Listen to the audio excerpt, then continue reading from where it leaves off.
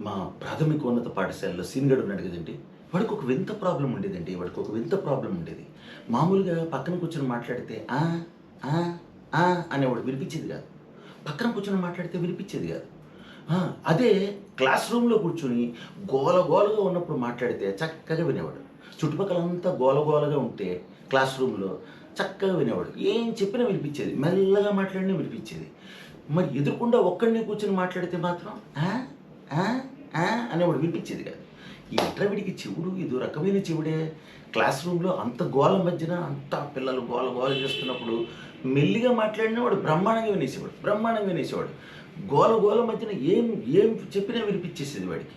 ఎదురుగుండా కూర్చొని డైరెక్ట్‌గా మాట్లాడితే మాత్రం వాడికి వినిపించేది కాదు. తర్వాత ఎంబీబీఎస్‌లోకి వచ్చిన తర్వాత నాకు ఎంబీబీఎస్‌లో జాయిన్ అయిన తర్వాత తెలిసిందండి.